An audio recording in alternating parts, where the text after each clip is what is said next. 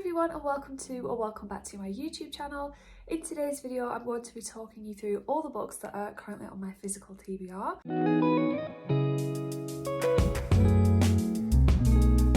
So we're in a bit of a different location today.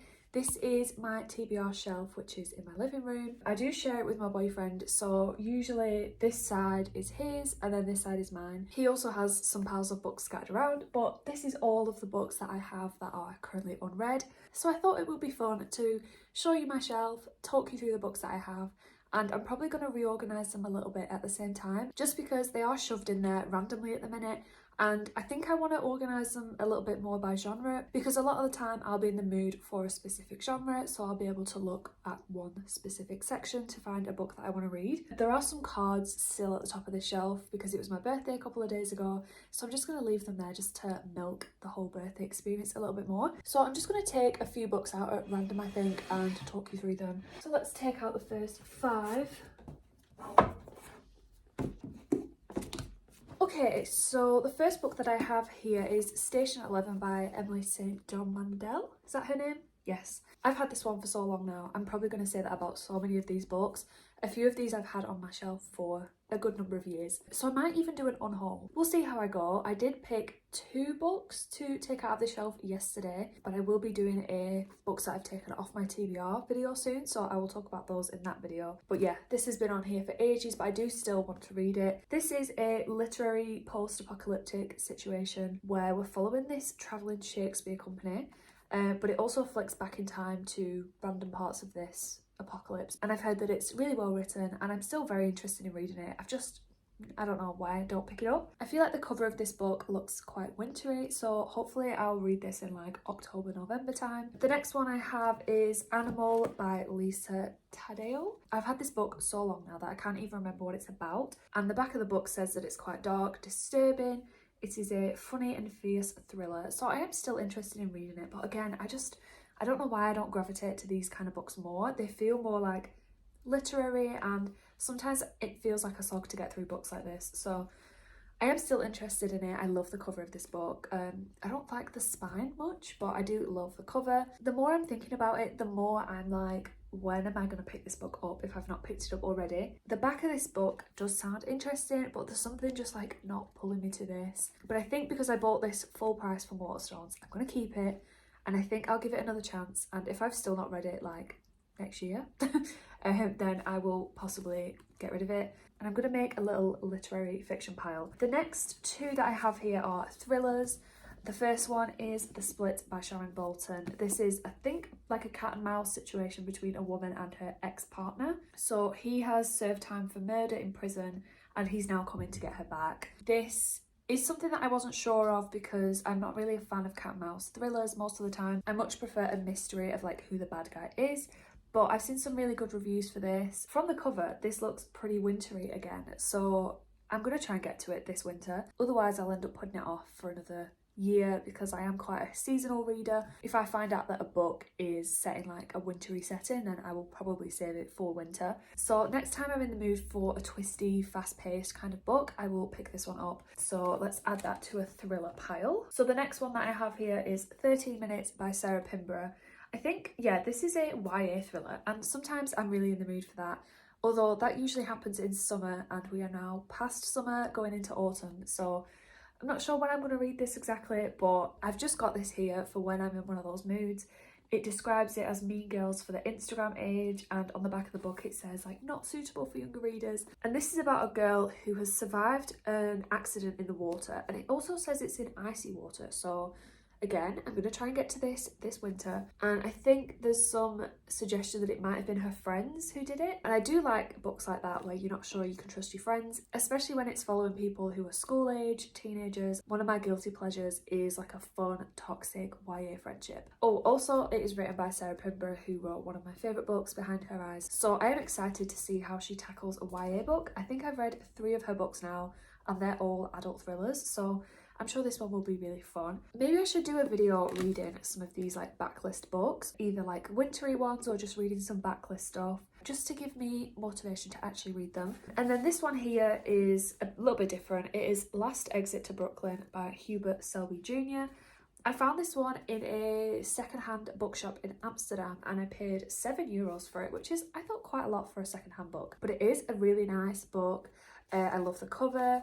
I love the back of the book. It just looks really nice. I've previously read Requiem for a Dream by this author and I really liked the odd writing style and how dark the content was. So I think this is his debut book, which really kind of propelled him to fame. And when I flipped through it in the shop, it did seem to have a really strange writing style, lots of gory, grotesque content. It's set in Brooklyn, obviously, and we're basically following a load of unconventional characters. So we've got dope addicts, hoodlums, prostitutes, workers and thieves, and I really enjoy an atmospheric underbelly type of setting. So I'm gonna add this to my, what would this be? Dark fiction?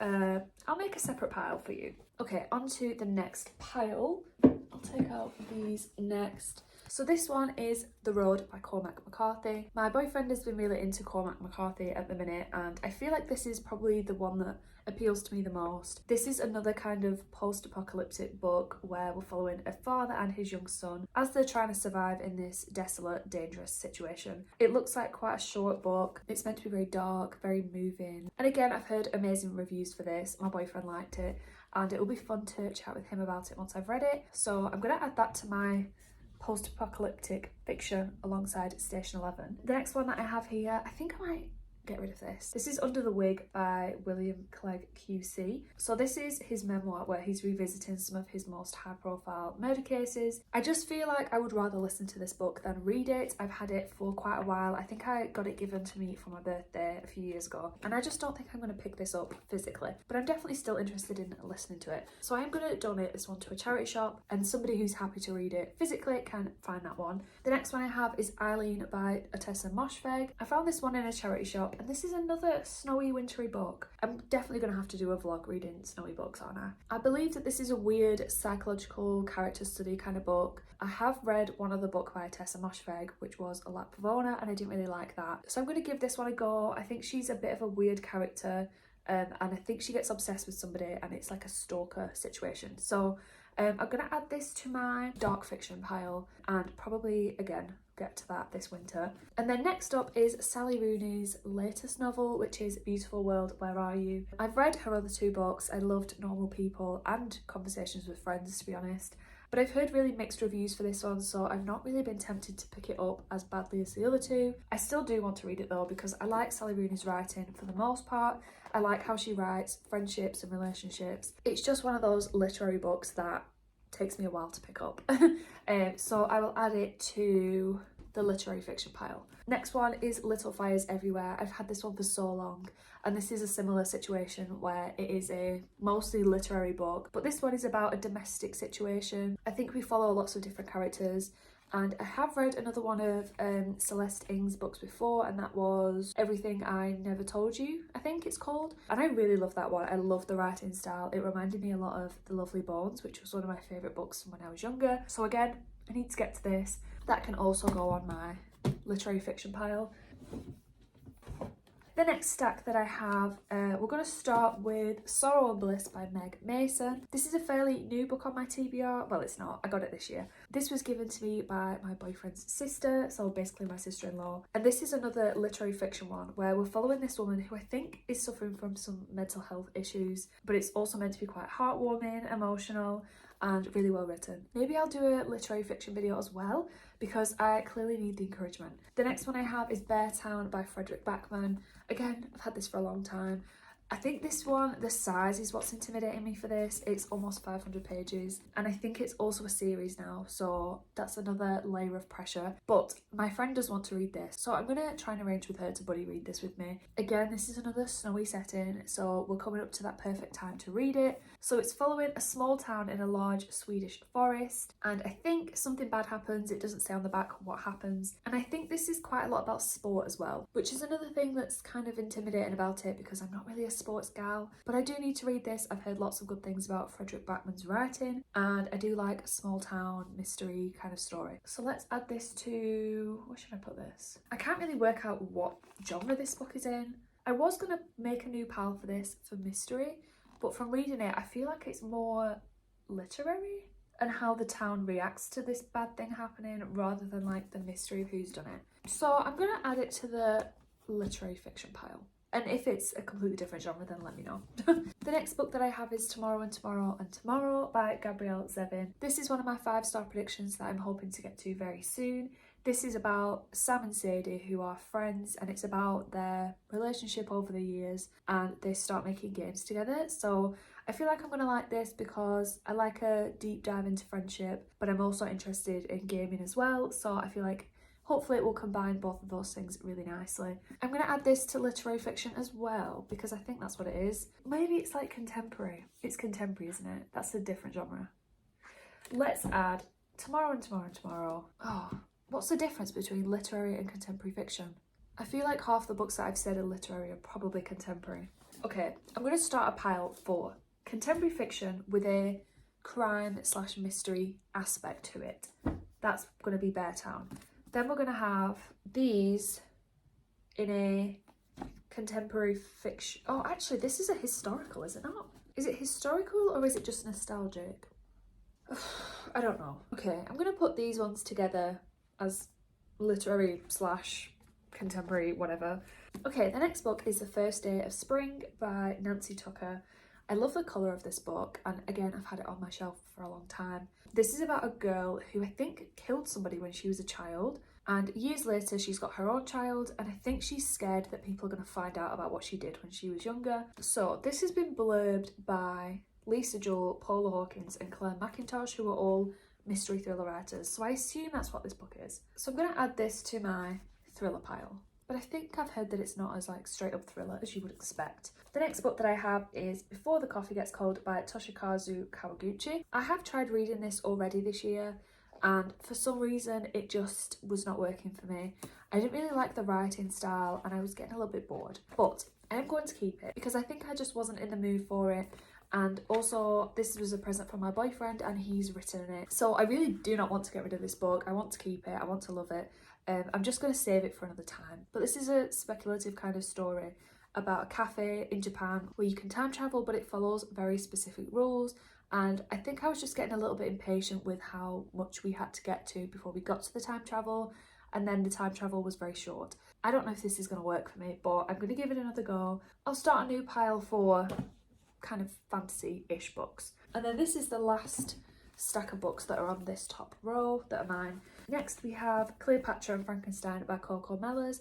This is another 5-star prediction that I just love the cover of. This is a contemporary story about a married couple and I think it's kind of toxic. It's set in New York, so hopefully it's quite atmospheric. So this is going to go on my contemporary pile. It's really surprising how much contemporary I actually own, but I think that's because I read other genres faster. I'm more likely to pick up a thriller than a contemporary book, so I think that's why there's so many left here. I'm going to put the next two together because they are by the same author.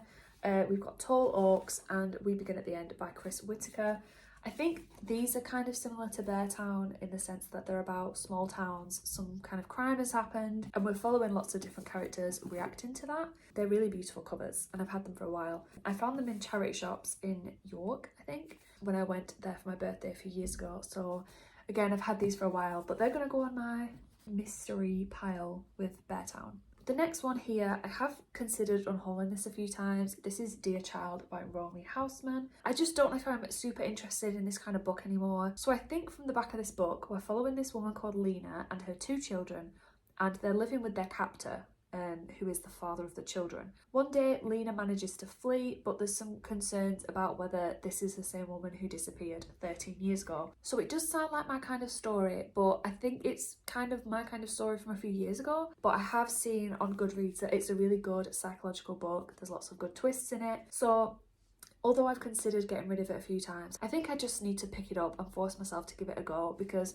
otherwise I'm just going to keep looking at it and putting it off. So I will add that to my thriller pile, and then I'll start putting some of these books away again. I think let's put the contemporary away because otherwise they're gonna just fall off. So maybe I'll put them in like a colour order. So let's start with these. Let's also put the mystery small town stories up here too, because I feel like they're kind of close to contemporary-ish, and then we can add to that as we go on. So let's get some of these books that are hanging on the top here and talk about these. I have The Long Way to a Small Angry Planet by Becky Chambers. I bought this book ages ago. Actually no, my sister bought it for me for my birthday years ago. This is a fantasy book set in space, and I think that is what's intimidating about this, and it's meant to be kind of a cozy fantasy. I think I bought this when I was in my Outer Worlds phase, when I was playing that non-stop and I was really into the whole space vibe. And this is a series which I don't think I realised at the time, but it does say it's atmospheric, immersive, fun, and it's meant to be just a nice, happy story. So I think I need more of those in my life. I'm going to add this to my fantasy kind of pile with Before the Coffee Gets Cold. The next one that I have is The Nickel Boys by Colson Whitehead. This is a book which is set in Florida in I think the 1960s, and it's about this school which is a segregated reform school which claims to provide an education which will equip its inmates to become honourable and honest men. But it's actually a very corrupt and nightmarish place. I have tried to read a book by this author before and I didn't love his writing style, but I think that the setting and plot of this book is more up my street, just with the school scenario, and I think it will be a very powerful book. So I'm going to add that to... Do I have a pile for historical? I do not, so I'm going to make a separate little pile for you. And then, oh, I've still got the sticker on this one. This book is The Twyford Code by Janice Hallett. I recently read The Appeal and loved it, so I want to read everything that she writes going forward. I really love the writing style of just reading through texts and emails and stuff, and I think all of her books have that same kind of vibe. This one is audio files, so it might be slightly different, but they're really fun crime mystery stories. I think this one is kind of inspired by Enid Blyton, who I don't really have much knowledge on, so I don't know if I'll love this quite as much, but I'm still really excited to get to it. I might add that book up here with the small town mystery crime things, because I think there's going to be kind of a cozy feel about them, and I think that The Twyford Code is going to match that feel. In this next stack we've got Writers and Lovers by Lily King. This is a kind of romance contemporary story, and I think she meets two different guys who are very different, and it's about her deciding who she should be with, should she be on her own. And she's also trying to write a novel, and her mum has just died, so she's dealing with the grief of that as well. So this will fit perfectly up here. We'll put it next to Sorrow and Bliss. Oh, you know what? The bright orange of this book is throwing me off, because all the other books here are like blue, green, teal, and that one is just obnoxiously highlighter orange coloured. The next one I have is Sunset by Jessie Cave, and I think it's about two sisters. Something really bad happens. I don't really know what, but it's meant to be very sad, very powerful, and I have a sister myself, so I think this book is going to break me. So let's add her up to the contemporary fiction section. Put you next to this offensive orange colour. The next one I have is No Longer Human by Osamu Dazai, I think. I really love the simplistic cover of this book. This is meant to be quite a sad, depressing book, which is semi-autobiographical. It's set in Japan, and it's about a guy who's very alienated from society, and he doesn't really understand other humans, and it's meant to be pretty dark. So I'm going to add this to my dark fiction pile. Next up we have Convenience Store Woman by Sayaka Murata. This is by another Japanese author. I have read her other book, which I can't remember off the top of my head now. What's it called? I gave it 5 stars. I can't find what her other book is called, but I will put it on screen here. This is meant to be a little bit less strange than the other one, but it's about a woman who's 36 and she works in this convenience store, and apparently her family and people are trying to pressure her, saying that she should be doing more than that, but she's quite happy to just stay where she is. And that is all I know about this book, which sounds pretty boring, but I did like her writing style, so that's mainly why I got this one. Let's put this one up here. I'm kind of going for rainbow vibes, but for each genre, I think. And then we have Betty by Tiffany McDaniel. This is a historical book, which, oh, I can add it to my historical pile.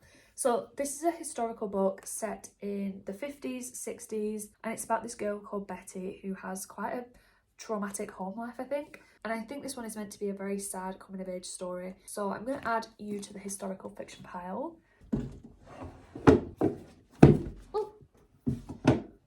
The next book here is kind of embarrassing because I've had this for so long. This is The Devil in the Dark Water by Stuart Turton. I bought this after reading The 7.5 Deaths of Evelyn Hardcastle. It was a really long book for me, but I really loved the speculative elements, and I think I read it in like 2020 because I read it just when I'd started doing like my book stuff. But again, the size of this book is what is intimidating me. It's over 500 pages. It's set on the sea.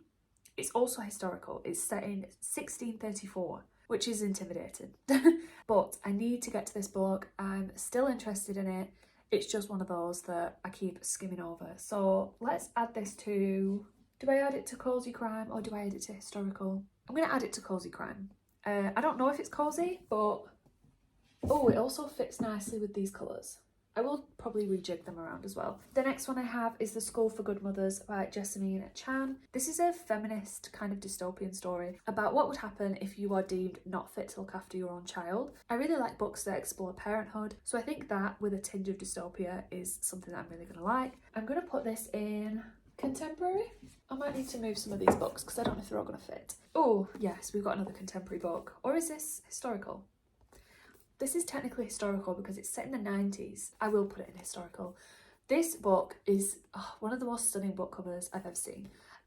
Love the colour, love this just love the style of this. This is about two girls who have a very toxic friendship. They go to university together. It's set in 1995. On the back it says it is a literary thriller, beautifully written with flawed characters, study of friendship, family, grief and ambition.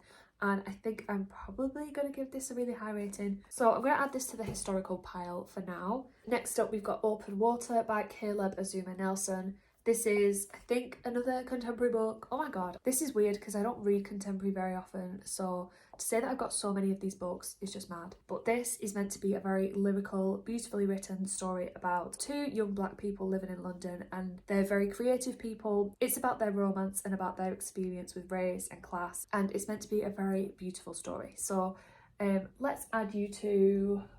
Oh, we'll put you with the orange books here. Wonderful. And the last one from this pile is Mayflies by Andrew O'Hagan. This is a recent purchase from Vinted, which has that annoying neon yellow spine. The front of it is really pretty, but why do books do that? So I think this is a dual timeline book and it's set in Manchester. Part of the timeline is in the 80s and we're following these two friends who have a friendship based on music, films and the rebel spirit. And then 30 years later, they reunite, I think. And I just think this one's going to be really sad and really emotional. I'm going to add that to the historical pile because I feel like I'm going to pick this one up more for the 80s vibes than I am for the contemporary vibes. The next one I have is The Goldfinch by Donna Tartt. Again, huge book, absolutely huge. But I bought this because I really loved The Secret History and I figured that if I liked her writing style then I should give her another go. This is another book set in New York and it's very much about the art scene, I think, and about crime, criminal activity. So I don't know what I'm gonna think about this book because that doesn't sound the most appealing to me. I'm kind of banking on the writing style convincing me to enjoy this. So I'm not sure if I'll end up unhauling this eventually, but I will give it a go. I don't know where to put her though. I feel like a literary thriller is probably best. I'm gonna add you up here, but I don't have room. Now I'm stuck. You don't fit the vibe. I'm going to move the Twyford Code to my thriller pile, and then if it fits, I'm going to add the Goldfinch here. Okay, she does fit. And then I have Milk Blood Heat, which is another recent Vinted purchase. This is a short story collection. I think it's kind of contemporary vibes again. So we're going to pop her with the pink up here if she will fit. Actually, you know what? I'm going to move The School for Good Mothers to the fantasy pile. Not because it's fantasy, but because of the dystopian element. Oh, I've got a post. I'm going to add her to my post-apocalyptic pile because I know that doesn't really make sense, but I feel like it kind of fits Station 11 a little bit. Maybe Milk Blood Heat can go up here. Next up, we have Watching You by Lisa Jewell, which is a straight-up thriller. I really love Lisa Jewell books. I've read so many of them now. I think this is the last one that I want to read on my current TBR. So you're going in the thriller pile. And then we've got A Man Called Ove by Frederick Backman again. This is another straight up fiction book, which is meant to kind of break your heart. So let's add you to, you might need to go up here. And then the last books that I have to show you are all the hardbacks. So they're going to stay where they are because I like to keep them all together. So the first one I have, The Signs by Carolyn Faulkner. This is about astrology and I got this for my birthday, maybe last year or the year before, off my boyfriend, because I am very much into being a Virgo and I feel like I am a Virgo, but I don't know enough about it and I really want to do the whole like, what moon rising am I? And I keep meaning to do it and I don't get around to doing it. So I'm going to spend a proper afternoon like figuring it all out and reading this book. So that is going in this corner here. Then I have A Ladder to the Sky by John Boyne. I really love this book. I think I got it from eBay secondhand. I don't really know a ton about it. I think it's about the downfall of this guy who is a bit of a dick and things just keep spiraling and going wrong for him, and it's meant to be fun. So that's going there. I then have Sea of Tranquility by Emily St. John Mandel. This ideally would go next to Station 11, but it's a hardback and I can't mix hardback and paperback next to each other like that. So this is a fairly short sci-fi book, I think, and I think it has references to Station 11. So I'm going to read this one after that. And then I have two very recent additions to my TBR, literally within the last month or so. The first one I have is Penance by Eliza Clark. This will be getting read so soon. I'm so excited for this. I really loved Boy Parts by this author, and this one sounds totally up my street. It is about the murder of a girl and about the effects that it has on this small town that she lives in, but it's also meant to have really good commentary about true crime and about the whole culture of true crime in our society. And I'm really excited to read a book like this written by somebody whose writing style I already really enjoy. So excited for this. This will soon be going from my TBR shelf to my red shelf upstairs. And then the last one here is a book that I got from, oh, I've not talked about my other books. Oh, I've missed a few. Let's talk about them now. So I got this one for my birthday off my sister and her boyfriend. It is Shiver by Junji Ito. This wasn't initially on my radar, but I have read Uzumaki before and I really loved it. So bless them, they bought me this short story collection by the same author, and I'm excited to get to it but also terrified because his drawings are just grotesque. But I was genuinely scared by Uzumaki and I'm really excited to read this. Just look at the cover. Oh my god, gross. So I'm going to read this very soon, probably around like Halloween time. Oh, let's actually put the blue ones together.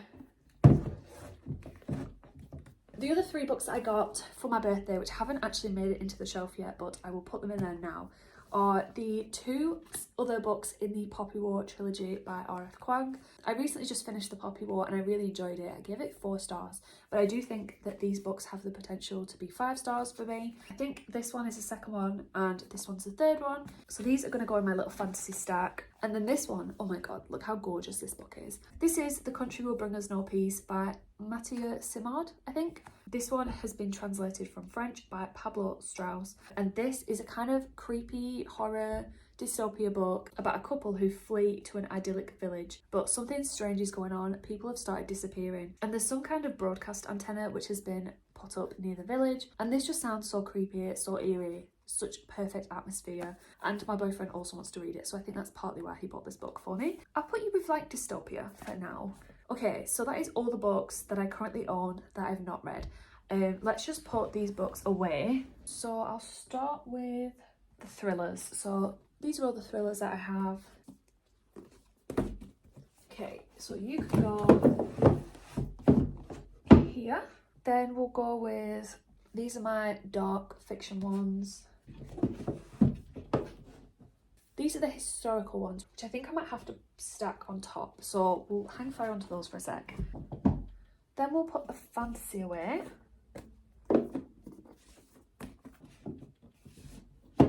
You ain't gonna fit. You're gonna have to go on top there. Oh, I've got so many books that aren't gonna fit. I've still got 8 books to put away. Historical is gonna have to go on top.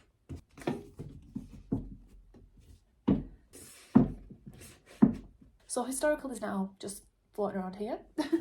And then I'm gonna stack the dystopians here. And I know I can't see half of them, but I've got this one on the front, so that looks very pretty. Actually, I might put this here. Doesn't want to stay. Okay, so we're now finished with putting all the books away, and it kind of makes sense to me. It probably won't make sense to a lot of people, and the colours are probably throwing a lot of people off. So I've got like my cozy-ish, long mystery, small town book vibes here. Then we move on to the contemporary stuff in a kind of rainbow fashion, but I have covered it up with these. So in order to reveal the rainbow, I'm going to have to read some books to allow some space. Then we have the fantasy stuff. Ooh! I promise when I shut this it will be fine because it will just fall onto the glass, but we'll leave that there for now. Then we've got historical on the top and also this one here. That doesn't really make sense, but whatever. Then we've got the dark fiction there, and then we move on to the thrillers, and then I've got my hardbacks. So that makes a little bit more sense to me now. I'm going to close this up. Thank you for watching this kind of weird video. I hope it's not been too rambly and long because I feel like I've been talking for a long time. If you watch my channel for like thriller horror stuff, I'm sorry that this wasn't the most exciting because I've ended up with so many contemporary books on my shelf because I put them off. And the only book that I actually am getting rid of is Under the Wig. So I'm going to try and read exclusively from these shelves for a while just to get through some of them because I think I've got between 40 and 50 books here, and I want to cut it down a little bit so that they all fit in the 2 little rows that they need to be in. So let me know if there's any of these books that you've read before and you think I should read next. Give this video a like if you enjoyed it, subscribe if you want to see more, and I'll hopefully see you in my next video. Bye!